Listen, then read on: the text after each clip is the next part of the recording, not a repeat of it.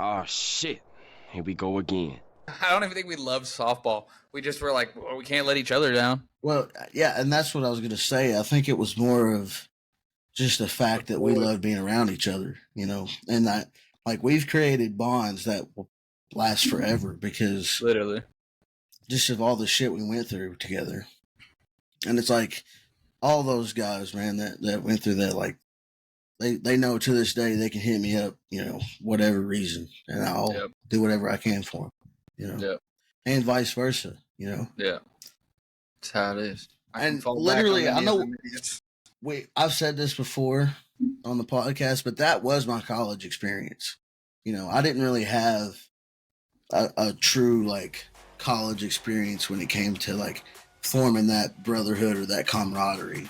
And it was like those 4 years with Vice City, man, y'all were my dudes. You still are.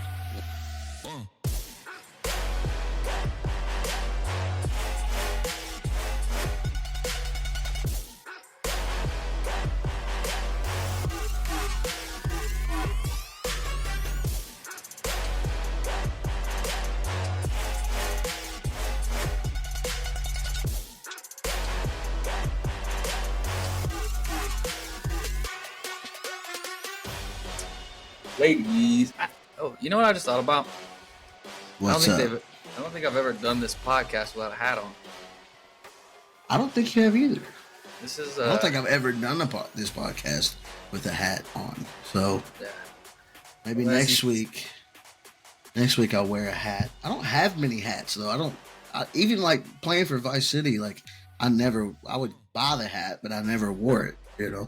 I never buy. I don't know. I have so many hats from literally I just got a bag full of hats sitting right here. Hat guy. Big hat guy. I got a bag full of hats right here. But I'm not going to put one on today. This is my shame hat. Super Bowl loss hat. It's my shame hat. Where's your Super Bowl win hat? I don't got a hat for that, but I got the banner right here. I got the street sign from it. And I had something else for it. Oh, yeah, the Super Bowl koozie. Big Dick Nick. Hell yeah. That's pretty dope. I've had that for. I wish I had one of those. I mean, for my own team. Yeah. Too bad that'll never happen. Yeah, we're going to get into that. All right, ladies and gentlemen, welcome back to yet another episode of Real Conversations with Cozy and Murph. As you know, I am JD Cozad, and as you know, this is Cody Murphy. I think we said each other, but hey, neither here nor there.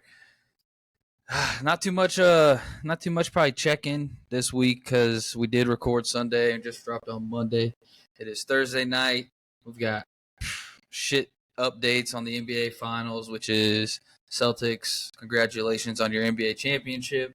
You now have broken the tie with the Los Angeles Lakers, so people can now shut up about that. It's not actually over, but it's over. Oh, it's over. For all intents and purposes, it's over. It's over. We'll give you that. And then if you guys haven't noticed, Cody Murphy is rocking these sunglasses today. What kind of sunglasses are those? Fuck, I don't know. I got them from Walmart. Walmart free advertisement sunglasses. Hey, $14.95 at Walmart. Let's go. Let's go, baby. Get your free sunglasses if you're quick enough at Walmart. All you got to do is run real fast right out the door. Guy checking receipts, don't even know. Nah, just go to self checkout. Put a bunch of other shit in your cart. And then they're not even going to worry about the sunglasses. If you go up to the guy that's checking receipts at the end and be like, "Yeah, Cozy and Murph sent me," and then you just dip, it's all good. He won't even like chase you out the door or nothing. There's your free partnership, Walmart. We're gonna get some kind of fucking lawsuit. We had 5 pairs of sunglasses stolen. It's like, what are they going to sue us for? $12, $14, $15 enough for one pair of sunglasses? You can have all the sunglasses, ladies and gentlemen, just real quick. But yeah, the Celtics, they're the better team, better roster. We said it last episode. Just running away with this thing. I watched the game at work the other night, and I think my major takeaway is obviously Luka is tired. He's worn out. He's definitely doing this by himself. And this is like almost the thing in the NBA now. Like you go and you lose in the finals, and then we'll see you back here in a couple years. So maybe this is just like Luka's welcome to the league. We'll see him back. They got to have some role players step up. They got to figure something out. It's like I saw a stat. Tim Hardaway Jr. didn't score a point. He hasn't. I don't think he scored a point in the entire series. And he was their third leading scorer behind Luka and Kyrie in the regular season, and he hasn't fucking done anything in the finals. So it's like you can't fucking. I guess a team like the Celtics, and I know I was kind of talking shit about how the Celtics had to eat a cakewalk, and I still stand by that. But you can only play who's in front of you. Yeah. You can't do nothing about the level of competition. You can only beat who you're set up to play. But they've proven that they're the best team in the NBA right now, hands down. It's not even close. Fucking Jalen and Jason both went off the other night. Yeah. Fucking playing out their minds. I guess the only real debate left is who wins MVP. Who wins MVP? I'd say Jalen. It's Jalen. Even unless Tatum hits I don't know, a game winner or has a crazy fourth quarter closeout, it's Jalen's runaway. Yeah, it's his to lose at this point. It'd have to be Tatum. But I guess you could walk into this discussion then. It's like obviously both of them are going to be due for contracts. It's like who gets paid more? It's a good discussion. I thought didn't Jalen already get paid though, or am I tripping? No, I think Jalen's the one that's due, isn't it? Jason. Did Jason got paid? I thought Tatum contract. I don't know. I'm looking it up. Yeah, he got 5. Oh wait, named it. Tatum has already met the supermax criteria. Is eligible to sign a 5-year, up to $315. Tatum signed a 5-year, $163 million extension in November of 2020. Jaylen Brown, but Drew just signed. Drew Holiday just signed a big contract. I'm looking at Jaylen Brown's. Jaylen Brown signed a 5-year, $286 or shit. I don't know how to read this. So they both already have been paid. Yeah, well, this was July 25th, 2023. $52.3 million a year. Yeah, and Drew he's still on that Bucks contract though, right? No, they re-signed him to Celtics. So actually, Tatum's gonna be up for contract, supermax contract. The thing about it is as long as you have, it's just like Steph and the Warriors back in their prime. Yeah. If you got Steph and Clay, that's gonna attract solid role players to want to come and play. So you just got to worry about taking care of those two, and as long as you have those two thoroughbreds, you're going to be fine as far as filling in pieces around them. I feel like everything else will kind of fall into place per se. I'd say obviously, they're both going to be looking for supermax money at some point in their careers. It's like you're going to have to figure out how to navigate it, or one of you walks, the other one stays. But I don't think either one has the success without each other, like the super success. Like they need each other, they complement each other. Does Steph have all these rings without Klay Thompson? Probably not. Probably not. Yeah. The 1 year that he didn't have Steph, and granted, KD got hurt in that same series. They lost. So it's tough to say. The NBA is a totally different beast from these other sports because there's only so many there's only 5 spots on the floor. Yeah. So, and a lot of these teams are only go 7, 8 deep anyway. Yeah. Well, this ends probably the NBA season for us. So the only thing that we have left is to congratulate a champion and probably your. I just wasn't big on the NBA this year. Last year we had the Heat, coming out of fucking nowhere to shock everybody and make it to the finals. And then you had the whole, Joker, Jamal Murray story arc. It was just a lot more interesting. This year, it's like everybody pretty much assumed the Celtics were going to be there at the end. It was cool. It was cool to see the Mavericks, fight their way to the finals, but just no match for the Celtics at this point. Luke is banged up. Kyrie is kind of a no-show. Like I said, Tim Hardaway Jr. is kind of a no-show. Well, no, he is a no-show. He is a no-show. And, they just don't have enough firepower to compete. Yeah. NBA. God, it's just, I feel like it's such a dying sport. It's like, you guys, we needed, if you were going to rig anything, you should have rigged the NBA Finals to go 7. Watch it go 7 now that we're talking shit. It seems like it always goes that way. Like, we'll record a podcast and we'll say some shit, and then the exact opposite happens. Yep. Every time. It's like, yep, take the Chiefs to win the Super Bowl. Well, I'm saying that now. I'm ahead of it so that they fucking lose. All right. Philly to not make the playoffs. To not make the Falcons to losing the Super Bowl. To not win a game. No, I'm about to put a future in on Kansas City. You think so? I'm about to put a hundo down, which, that's not big money or anything, but it could pay off in the end, Yeah, I'm sure their odds are fluctuating. Think about it, not to get off subject, but if you look at this past season, the NFL season, overall, everybody said the Chiefs are done. Yeah. Everybody counted them out. They said there's no way. They have no receiving. They have no receivers. But somehow, miraculously, they were able to fucking come through when it matters the most and won the Super Bowl. So they won it this year. Doesn't matter.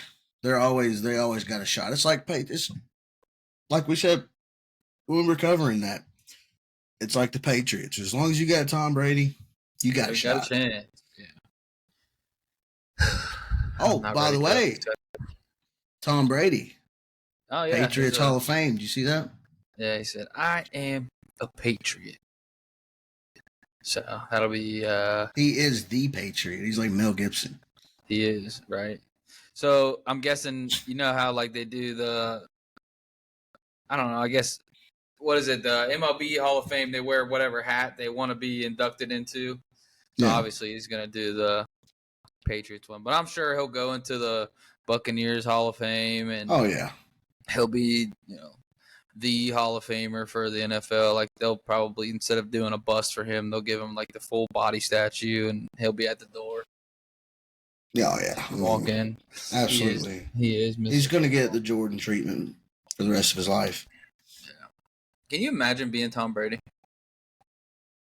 Like, think about that for a second. Like, anywhere you go for the rest of your life, it's like, Mr. Tom Brady, Mr. Tom Brady. Like, you're like basically the president. You're like Babe Ruth back in the day. Like everywhere you go, everybody, it's the Babe, That's fucking Tom Brady. If I saw Tom Brady in person, I'd be like, "Sup? Sup, dog? Sup, dude?" Nah, like legit though. I would be so starstruck. I'd be like, "Ooh, I don't know what to say. I don't want to embarrass myself in front of Mr. NFL." But hey, Tom, and then I just forget everything like I had scripted to say. But Bill Belichick's a bitch. Yeah, he'd probably be like, "Yep." Yeah. I'd be like, "Tom, Can I get your number? We could talk later on. You want to come on a podcast? You never know. You got to shoot your shot. Are you a 7-time Super Bowl champion? I don't got time for you. Like, but he does need to do. I like how he did Pat McAfee, but I think he would get a kick out of doing like part of my take with those guys. Just sit down. He's definitely going to open up in the next few years because he doesn't have. He's done with football as far as playing wise, so he's going to have a lot more time on his hands to still be part of the game, just not as a player. Yeah, I'm excited to see and hear him in the booth. I think that'll be fun to like hear him kind of dissect the game and break down. Like, like Rumble does. I know he's been on the Manning cast for Monday Night Football, and if you ever listen to, it's like, man, he knows exactly everything that's going on. Like all he has to do is look at the way they're lined up. It's crazy, man. He's a savant. It'd be cool. You know how like Peyton did that? What was it like? He did like the film breakdowns. Yeah. Yeah, it would be cool if he did like what was that called? I can't remember, but they did like after the games, it was like film study breakdowns of like coverages and plays and shit. John Gruden did that as well. Yeah, he would bring all the quarterbacks. I used to love that when they would bring on like the hot quarterbacks, and he'd like Spider White 2 banana. Yeah. It's like, well, we call it this, that, and the other. It's the same shit, just different terminology, different verbiage. Yeah. They'd break it down. That's for like hardcore football junkie motherfuckers like you and me. Like, I love that shit. Like, just to get like inside the mind of an NFL quarterback and what they're thinking on any particular play. If you got time, people, go watch John Gruden's the quarterback with what was his name? Andrew Luck. You want to hear a fucking intelligent man break down some football, dude. They'd be like, yeah, we run this shit. I can't even do Andrew Luck's voice, but it was so deep, bro. Dude, and I know we're kind of getting off subject, and really we didn't have like a solid script to go on this episode anyway, just because there's not too much to talk about. But Andrew Luck's career, man, that is like, people are going to look back at that and be like, it's like Derrick Rose, like what could have been. What could have been, yeah. That's like one of the biggest what ifs in recent NFL history. Andrew Luck was him. He was him. He took a terrible, well, I won't say terrible, but they were not good. The Colts were not good. And he drug that team every year to the playoffs. Yeah, because Peyton was doing the neck recovery, the surgery recovery. They won like 2 games, and they drafted Luck. And then his rookie year, I think they were like 9-8, and then after that, they were like 13-win team back to back, and took them all the way to the AFC Championship. They were in the Deflategate game. Yeah. Yep. Fucking Andrew Luck. That's one of them games you play right there. Is like that's one of the guys you can name this random athlete with your guys. It's like Jason Pierre-Paul, Andrew Luck, JPP. That's what we ought to do. Instead of like giving their stats out, you should just like give out like random shit. Like he blew his hand off fireworks one year. JPP. Name this player. Played the last couple seasons with 9 fingers. Yeah. He's a Hall of Famer. I mean, fuck. Broke his leg in a Super Bowl. I don't know that one. I mean, that could be a lot of. Broke his leg and continued to play in a Super Bowl. Was that Jack Youngblood? Nah, that's T.O. For the Philadelphia Well, he didn't Eagles. break it that game. He broke it earlier in the playoffs. Yeah. I mean, he played with a broken leg. What about broke his collarbone in the NFC Champion? Or no, it might have been the Super Bowl. And He broke his collarbone. He played defensive back. Hall of Famer, one of the best to ever do it. Broke his collarbone, had to miss the second half, but the team still won. I don't know that one. You'll know it whenever I say it. Yeah, it'll come to me as soon as you say it. But Played for the Raiders and the Packers. Yeah, fuck, what's his name? You know who I'm talking about. He's on. He was on Monday Night Analyst. Yeah. God damn, what is his name? It's not Darrelle Revis. It's the other one. He won the Heisman.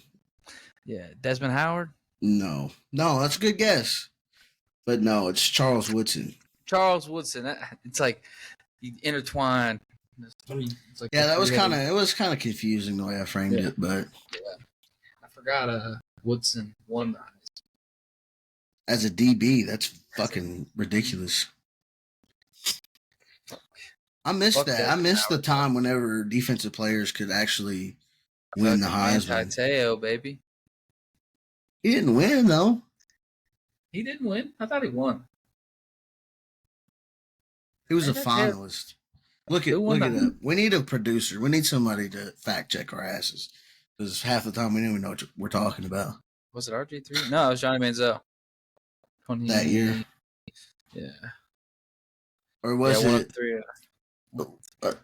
What about the year that Colin Klein came in third place? Who the fuck? It was the year that it was Manziel, Manti Te'o, and Colin Klein. Oh, well, I'm thinking of Mariota. Because they played Oregon that year. Notre Dame played Oregon. No. Yeah.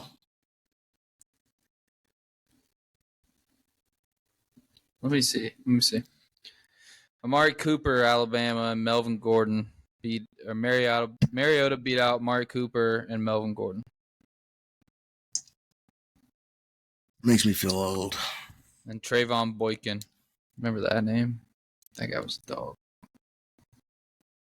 Melvin Gordon. Think about that for a second, bro. Who were the Heisman finalists in 2015? Fuck. Who won the national championship that year? Alabama? Alabama. Was it the Williamson, Trent Richardson? Derrick Henry? That's a little bit He beat out Deshaun Watson and Christian McCaffrey. 2016. Lamar Jackson. Jabril Peppers was a Heisman finalist that year. Yeah. Baker Mayfield. Yeah.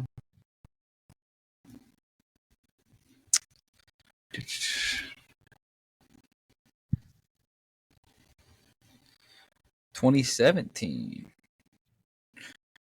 Lamar Jackson was up for Bryce Love and Oklahoma quarterback Baker Mayfield. All right, let's pick this up at the end, at the tail end. Yeah. We can, because we're kind of getting off in the weeds. Spinning a little bit. I do want to talk about, you can pick which one first. I want to talk about Kentucky baseball. Yep. And I want to talk the whole Caitlin Clark ordeal. Yeah.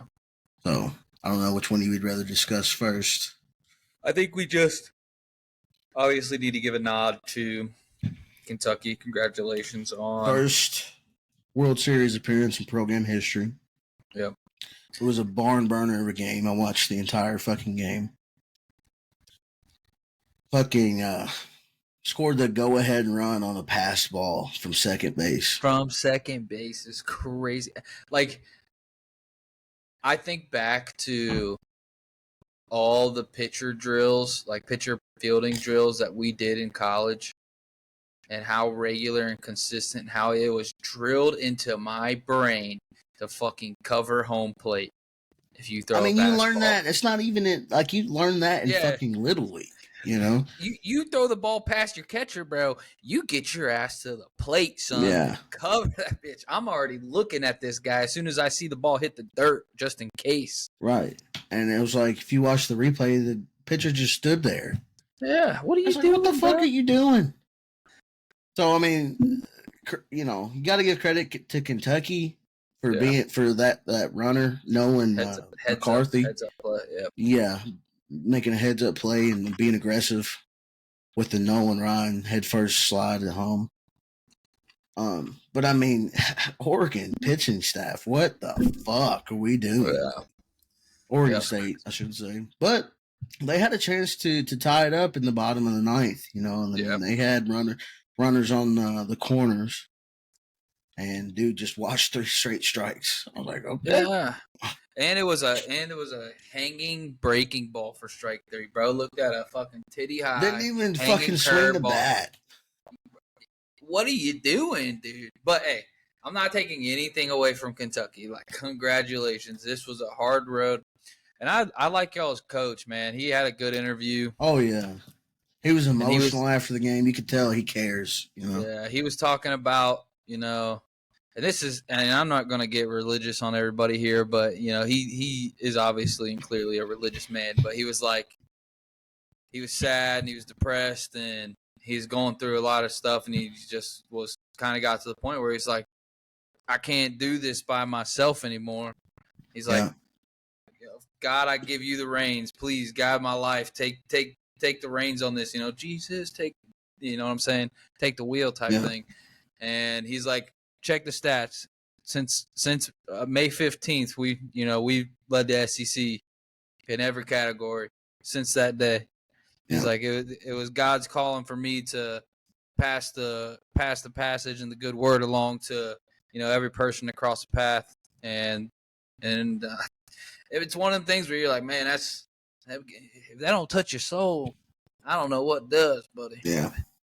It's one I'm not a religious person by no means. I mean, anybody that knows me knows I'm not religious, but I mean, there is something to having faith and surrendering and saying, look, like you said, I can't do it on my own. I need your guidance, and I need somebody somewhere, something out there to show me the way and show me what I need to be doing. And I mean, you got to give it to him. He made the necessary changes, which is hard for a lot, especially these alpha males in sports. It's hard to give up your ego and give up your pride and say, I don't know what to do. Like, tell me what to do. Yeah. So, I mean, shout out to, what's his name? Fuck. We need a producer. Hey, Jamie, can you look this up for me? What's Kentucky? It's very Italian. Yeah. It's Migione or something like that. Yeah. But I liked Tennessee's coach too. He had a good post gamer after they knocked off Evansville, and this was another thing I forgot about until just now. But it's like the ultimate acknowledgement as an athlete. He was talking about the center fielder for Evansville, and he's like, he may not like have had the highest of moments. I don't know what his batting average was, but to go head first into the wall to make a play, hurt your shoulder in the process and come back that next day and play.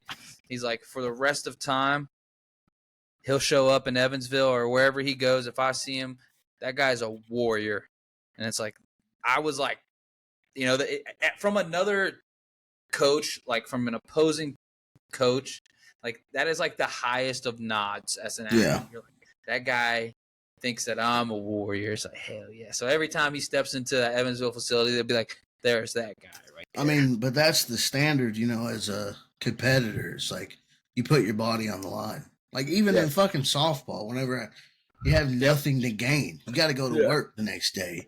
But you're out in the fucking outfield diving after balls, running into the fence, sliding at second base with no fucking with shorts on. It's just some people got that fucking dog in them, and some people don't. Yeah. I think back to it literally borders on stupidity, a lot of it. But hey, you do it because you love it. There's like a fine line between being competitive and fucking stupid. Yeah. Like, because Yeah. like you cross that line, you just towing it if you're a little crazy. But I mean, that's what like you're saying, that is the standard. I think about like back to playing outfield, like us just playing outfield side by side, and it's like ball in the gap. Better get your fucking ass there, bro. Well, yeah, it's balls to the wall. Whoever gets there first. Pick that ball up and slang that fucking thing. Throw your arm off. Like I'm out there with a torn labrum, picking balls up, just fucking throwing it from fucking right field all the way to third base. The dude's already standing on third. It's like, JD, what are you doing? It's like, I gotta do it, bro. I gotta try. You know, I respect it. You know, I might get him. I might not. I'm probably not. Never know. But I might. If you don't shoot, you're never gonna hit. You know what I mean? You know what the problem was for me though? It was like early on in my softball playing career, I would gun people a lot because I didn't know about my arm, and then I started like decline in my arm velocity, and I was like, I could just gun out everybody like I used to. Yeah, dude. I remember one time you threw it from fucking right field all the way out of the over the third base dugout. We're like, what the fuck, JD? God damn, chill out. Good times. You just got to see if you still got it, bro. Right. Hey, you got to show it off every now and then. You know, let them know. That's what, I played that softball tournament with Casey and them a couple weeks ago, 2 months ago or whatever, and I hit a ball so hard and it just kept flying. I was like, I just had to remind everybody in here that I can still got it. I can still slap the ball. I'm still that guy. I'm him. Yeah. Okay. It's like, just so you guys know, I can still do that. This little guy you got over here being hitter, he ain't done that once today. Just a little reminder, but fuck. Damn.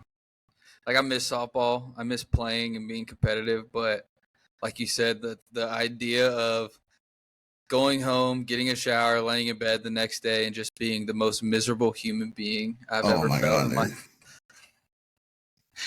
Dude, that pain you feel. You play, you know, later on in Vice City, like year 3 and 4, like we would play 7 or 8 games in a weekend. And then we wouldn't get home. A lot of times I wouldn't get home until midnight on Sunday and have to get up at 6 in the morning, 5 in the morning, go to work, and then work all week. You know, it's like, fuck, if I tried to do that now, man, I'd be dead. There's no way. There's no fucking way. And then you add on top of it, like, all the other dumb shit that we were doing, like outside. Oh, staying up till 2, 3 in the morning when we had to be up at 6, you know, to 7 in the morning to play. Being fucking hungover as shit. Still drunk, a lot of us from the night before. You know? And it's like, man. Chain smoking cigarettes. I never bought a cigarette, and I always had a cigarette. So. That's what I'm saying. Casey Shavers having Black and Milds just on deck always.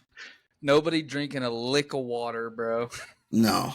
Not a drop of water in the dugout. And it's like, dude, if we weren't like 24, 25, 26 years old, there's no way. There's no way. We would have fucking died of heat exhaustion out there. Dude, I remember the weekend we won the and I know we're way, way off in the weeds right now, but fuck it, you know. We don't have a lot to talk about. We might as well reminisce on the glory days. But that weekend in Frankfurt, when we won the ball diamond, it was like not exaggerating. It was like 95 degrees with a fucking heat index of like 110 or something like that. It was brutal out. And we won every game that we played. We didn't, well, except for the game 1 of the championship round. Yeah. We lost that one, but then we won the if game. But man, that was brutal. That was brutal heat. It was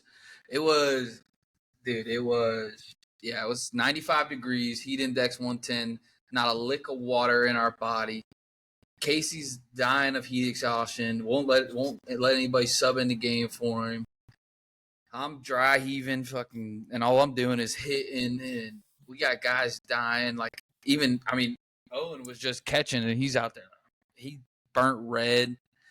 Like from 7, we played 7 games like one game off, one game on. Like it was just so stupid. And then traveling back and forth, and think back to some of the early on tournaments where we'd have to go to like whole other fucking facilities too. Like add in the travel. Yeah. Go to a whole other city to play. Yeah, a lot of times there would be like Saturday would be at New Albany.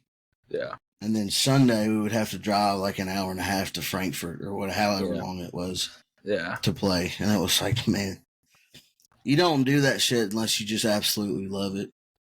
Yeah. And it wasn't even, I don't even think we loved softball. We just were like, well, we can't let each other down. Well, yeah, and that's what I was going to say. I think it was more of just the fact that we love being around each other, you know, and that like we've created bonds that will last forever because literally just of all the shit we went through together.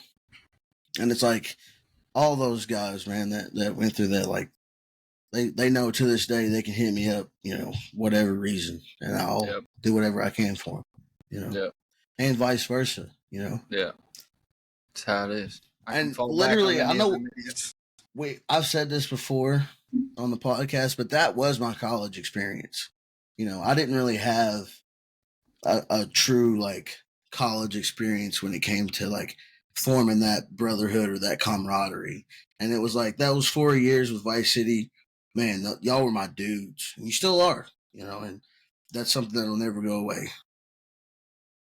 Some of the, if I wish that one of us was just dumb enough to carry a camera, like a camcorder for all of those tournaments and parties and night outs and dumb shit, and just made like a clip, like a montage, like the Office style episode of just the dumbest shit possible. All the ejections and fights and all the laughs, dude. We had some of the best, like belly laughs, like cry laughing together. You know, good times, bro. And like trip to Panama, what a trip! Oh, dude. Yeah, that was a good one. That was a trip. But even like, it was rare to have that type of chemistry.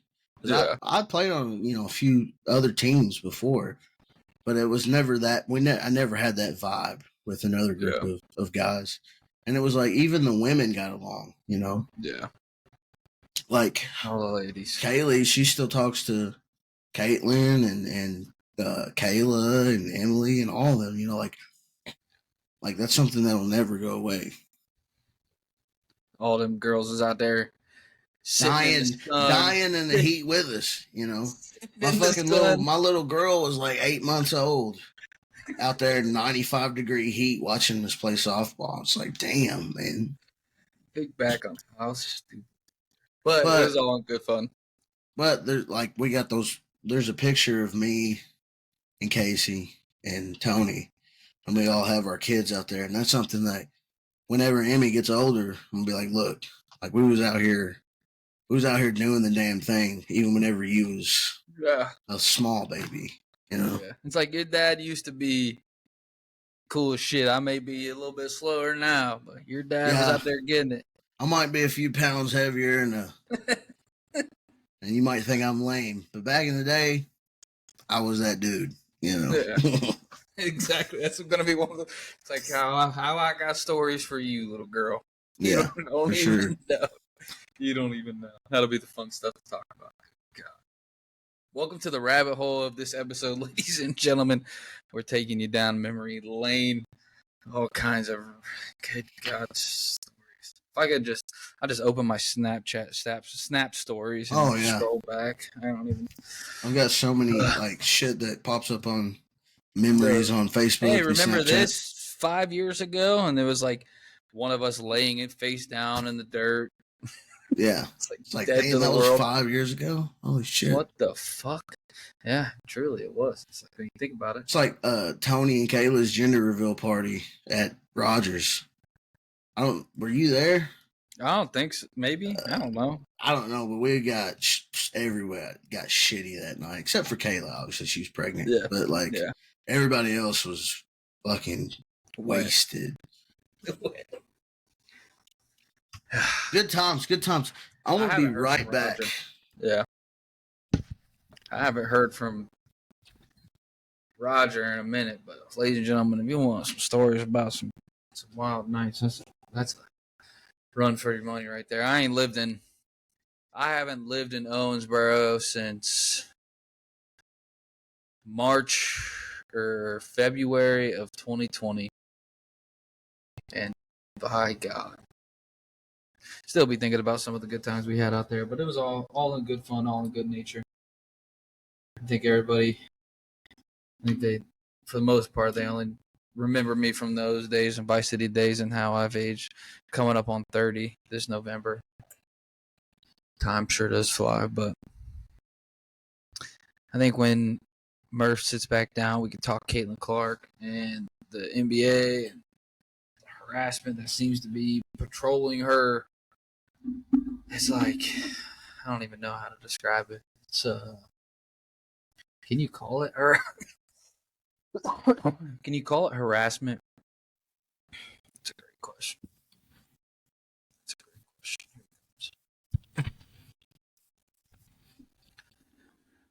All right, get back on topics. Yeah, let's regroup. Let's refocus. I'll say I was just about to say we could go into the Caitlin Clark scenario, and I guess my question would be is, how would you describe what Caitlin? Can you even say she's enduring? By the way I see it, it's like no other woman has stepped into the WNBA and faced this kind of like scrutiny per se. Like everybody's a fucking hater, it seems like. Yeah, I would compare it to like when LeBron first came into the league, because he had all this hype around him, and I'm a LeBron hater. I always, since he left Cleveland, I've always been a LeBron hater. But I'll give him his props. Whenever he first came into the league, everybody was hating on him because he had all this hype. He was supposed to be the next fucking Michael Jordan or whatever, and all these players across the league were all waiting on his downfall. But LeBron came in and set the league on fire, and I think it's a little bit sad that, and it truly is. It's jealousy. Yeah. All these other players are jealous of Caitlin Clark because of the attention she gets, and they say, "Oh, it's because she's white and she's straight and blah blah blah blah." Man, who cares? She's gonna get everybody paid. Like fucking, like what are we talking about here? Yeah. And it's like Angel Reese saying, "Oh, well, people don't just watch because of Caitlin Clark; they watch because of me too." It's like, I mean, I guess, but to be honest with you, Caitlin Clark she's gonna raise the bar for the entire league. Like, she's just a rookie right now, but she got left off of the fucking USA team, which whatever. Maybe she isn't one of the best 12 players, women's players in America or whatever, but like, she is the future. Yeah. You're just gonna have to accept it. Yeah. The way I see it is like Angel Reese, like, yeah, you are a good player. You're good for the WNBA. You're good for the spreading of the game. Like, obviously, for the new age kids and stuff, you got to have people who are into media, right? Like, into social media, and, that's how you're going to spread the game to the younger generation so that it can grow, is like social media. Right. Angel, you are good for the game. But how many of these kids are actually tuning in to watch you in the Chicago Sky play? Probably next to none, right? Like, you're Right. cool with the kids. That's fine. That's dandy. 5 years, like, you will have had an impact. But in this very moment, the people who are paying for subscription services and network TV are tuning in to watch Caitlin Clark because she's generational now. Like, she's impactful now. And I think the only reason that she's getting so much hate is because these athletes, I was going to say women, but I'm I'm not gonna gender them. I'm gonna say these athletes thought that the camera should have been on them already, and now that the cameras have showed up, they're upset because it's not them that they're there for. So it's more jealousy, envy, as you stated. It's like that makes you a hater. And at what point does it change from hate and envy and jealousy to thankful? Like, when does that happen, you think? I think when they get paid. Well, yeah, I mean, it has already begun because of like the travel situation. Now they fly charter; they don't fly commercial anymore, which before they did. And so there's been a lot of positive things that have been happening for the WNBA, and I think Caitlin Clark is just going to add to that. And I think 3 or 4 or 5 years down the road, people are going to look back and be like, damn, like, I don't know why we were hating so hard. Because what's the saying? High tide raises all boats or whatever. Yep. And it's like, she's bringing in all this attention. You look at the attendance records that have been broken because of Caitlin Clark, because people want to come and watch her play. And that's just more eyes on you. It's more eyes on everybody as a whole. And so, like, I mean, I get it. You don't want to see the new kid on the block come in and just start, everybody's praising them for doing, I mean, she hasn't had a great rookie year. Let's just put it that way. But she's so popular that it doesn't matter. Whether she puts up historic numbers in her rookie year or not, it's still bringing more eyeballs to the league. You're still in the mainstream media where 2, 3, 4, 5 years ago, nobody was talking about the WNBA like that. Yeah. You're on, every time I open up Twitter, I see something about the WNBA. And it's like, no matter if you love her or hate her, she's a positive force for the league right now. I kind of, like you said, I kind of see it as like I'm an outsider and I have an outside perspective because I can't tell you anytime I've ever tuned into a WNBA game. I've watched women's college basketball and their March Madness. I've tuned in for that, but I've never tuned into a WNBA game. The only way that like the WNBA stuff gets to me is via social media and clips and highlights, which is probably the best way to digest basketball anyways, because I don't want to be that guy, but basketball is boring unless you're truly a basketball. I'm sure it's the same way for football and baseball. People don't want to watch baseball, but clips of pitching are important for the game. So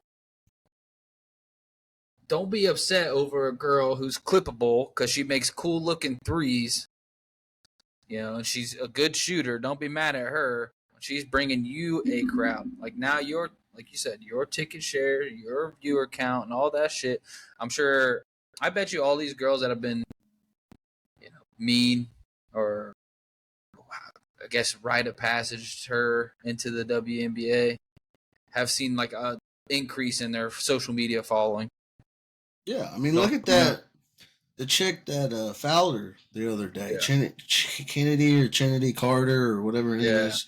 Like, nobody even knew who the fuck she was until she fouled Caitlin Clark.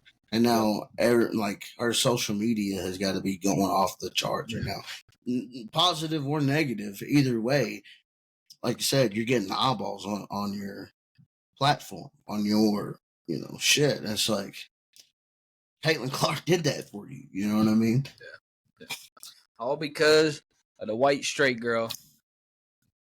Story of America. The white straights. The white straights saved your ass, girl. No, that's fucked up. I'll get canceled. I can't do that. I can't be saying that because I'm white straight. Yeah, I can say it though. White straight. You get a pass. I start saying that. People like, oh, this guy's using his what's it called? White privilege. White privilege. I'm using my white. Where's my white privilege? All right. What is my white privilege? What white privilege do I get?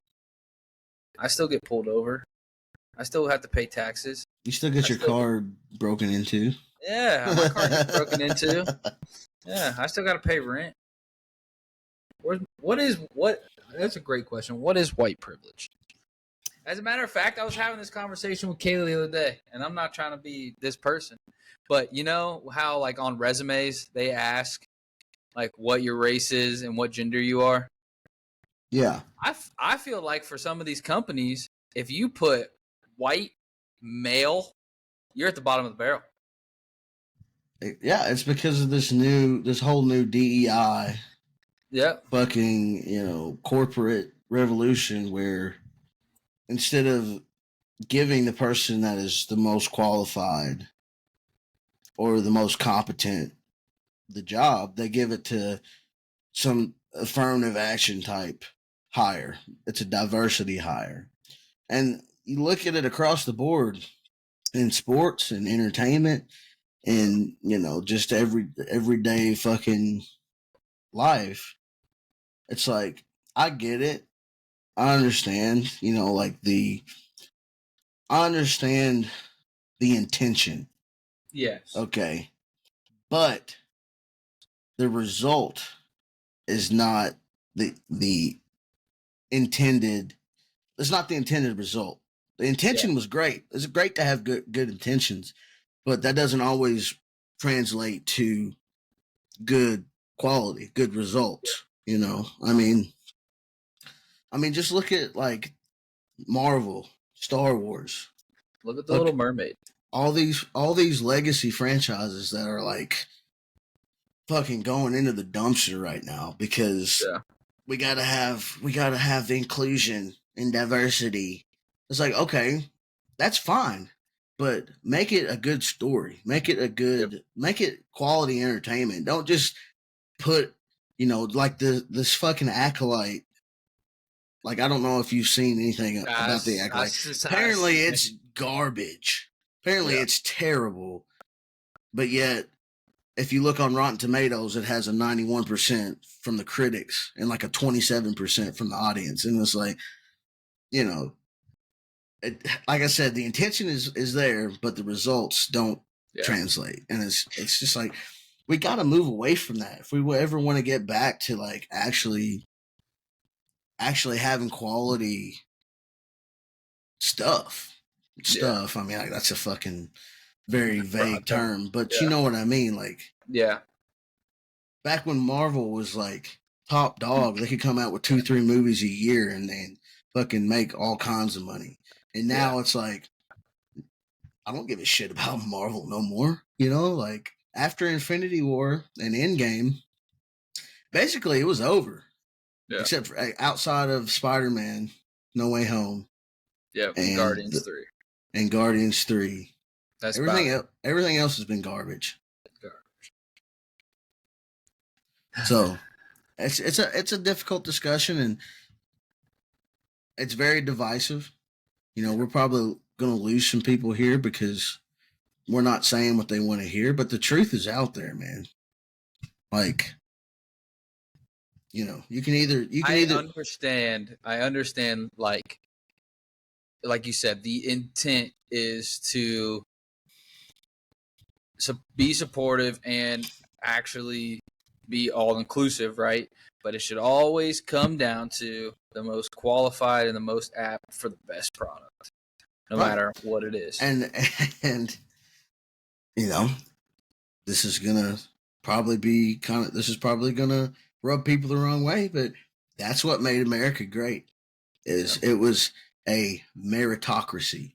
You were judged on the merits of your actions, not the color of your skin or your gender identity or whatever.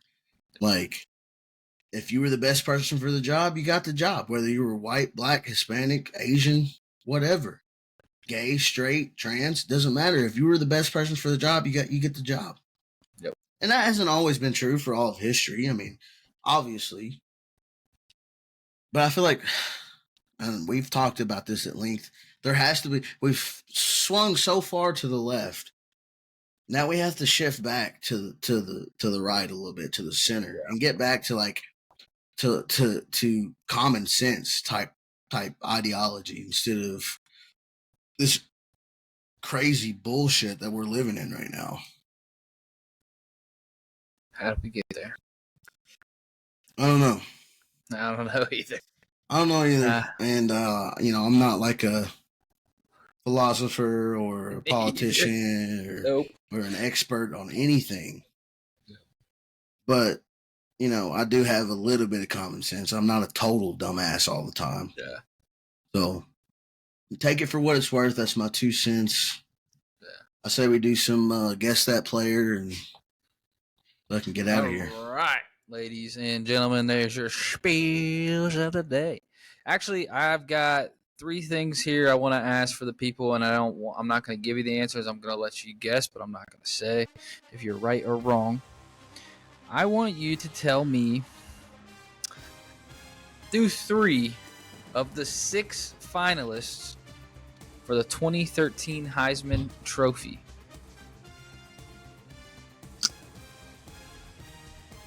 Me? I have no idea. I'll give you the last 3 places of the 6. No, give the winner in the. Okay, the winner was Jameis Winston, 2013.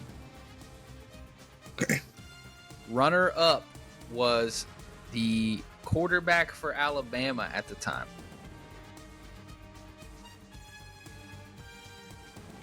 I've got a couple ideas on who that could be. Okay. Third place was the quarterback for Northern Illinois. This guy was a dog, though. Start with a G? J. His first name? Yep. Last name starts with an L. Fuck. Fourth place was the running back for Boston College. Fifth place was Johnny Manziel. Sixth place was the running back for Auburn. I'll give you second place. No, I won't, because that's too easy. Sixth place was Trey Mason, running back for Auburn. The quarterback was a backup for the Bengals for years. The Alabama quarterback. Yeah, I know what you're talking about. Okay. All right, try this one on for size. We already did 2012, actually. 2011 Heisman Trophy finalists. Got 5 here. I'll give you the winner. Actually, I think this is the year. Yeah. This was the year that Robert Griffin III won. 2011.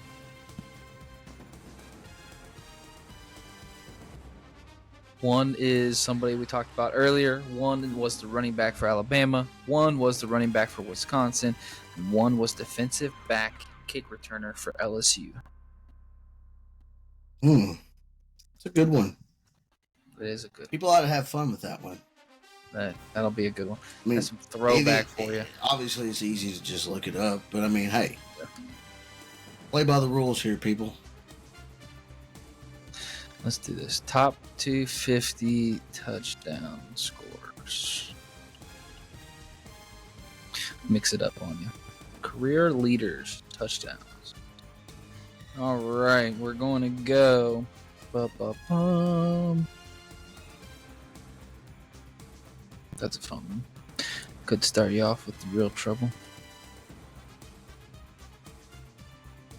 Dun dun dun dun dun dun dun dun. Dun, dun, dun, dun, dun, dun, dun, dun, dun. I don't want to do an active player.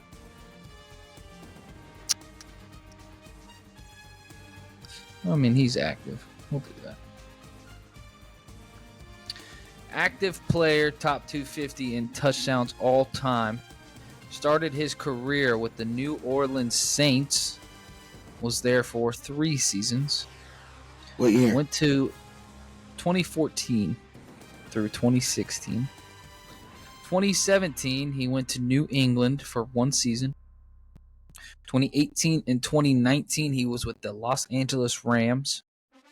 2020 through 2022, he was with the Houston Texans.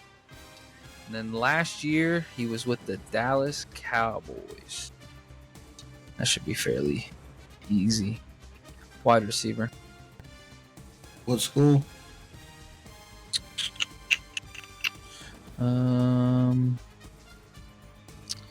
Oregon State.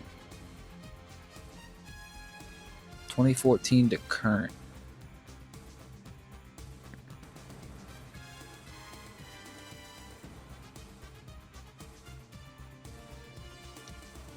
No, it's a tough one.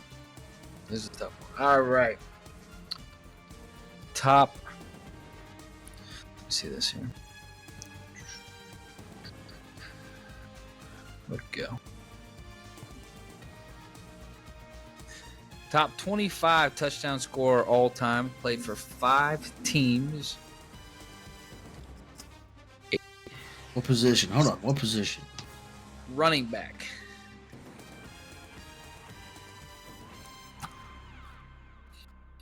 Okay. Drafted 2005 to San Francisco. Played there until 2014 when he went to the Indianapolis Colts for 3 seasons. Then he went to Miami, then Buffalo, and then to the New York Jets in his final season. Capped his career off with an even 16,000 yards. Okay. You know this one. Yeah, this one's pretty easy. Let's do somebody with... All right. Wide receiver. Ohio State College. 1995 was his first season with the Seattle Seahawks. 2, 3, 4, 5 years there. Then went to Dallas for 4 seasons. 2004, he went to Tampa Bay, was there for 5 seasons. And then lastly was with... No, he was with the New England Patriots in 2009. In 2010, he was with the Washington Redskins at the time. He was an All-Pro twice, his rookie year and in 2005 with Tampa. Offensive Rookie of the Year, number 3, 3rd place, and Comeback Player of the Year, 5th place, 2005 with Tampa. And I'll give y'all one more with a little less team, something you guys can chew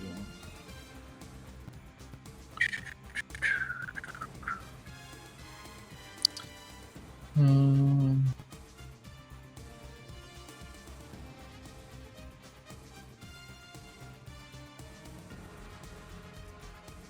Could do that one.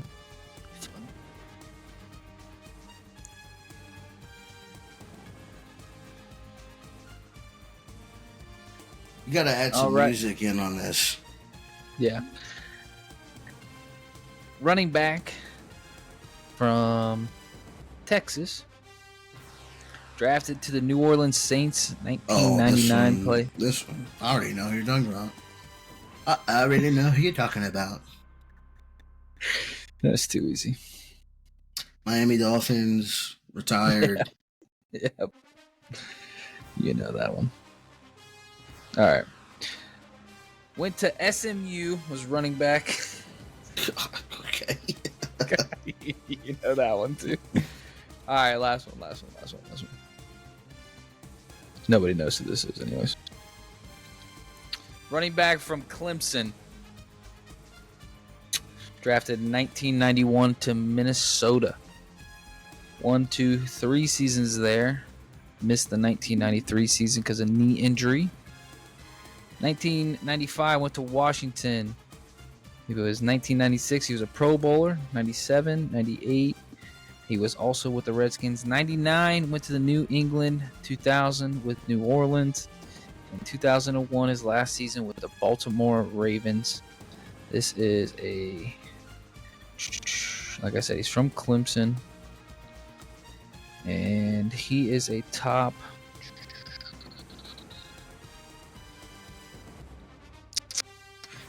top 75 touchdown scorer of all time. Scored 21 touchdowns as a running back in 1996 for the Washington Redskins. 1,300 yards in back-to-back seasons. That's a hell of a fucking seat. That's a hell of a run right there. 21 touchdowns, 1,300 yards.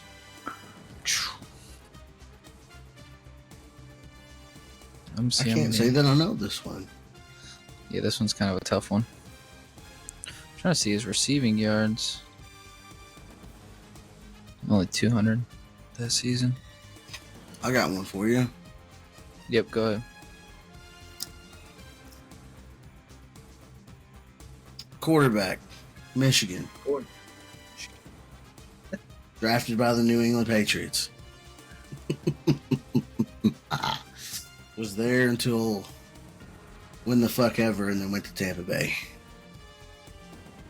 If you don't get that one, then you just need to quit. I'm like trying to think if anybody as a quarterback other than Tom Brady could have been drafted by. No, that was the joke. He was drafted in '99 or whatever. Trying to find somebody else. That one might be Tom Brady. I don't know. How many Super Bowls did he win? This guy? Like 7, I think. I don't know. Yeah. Might be. Could be. Could be Mac Jones. Doubt it. All right, ladies and gentlemen, we're out of here. We love you guys. We appreciate you guys. Thanks for sticking with us through another episode of Real Conversations with Cozy and Murph. This was fantastic bullshit, and we love that you guys enjoyed it. Like, comment, share, subscribe. Peace to your mother. Peace.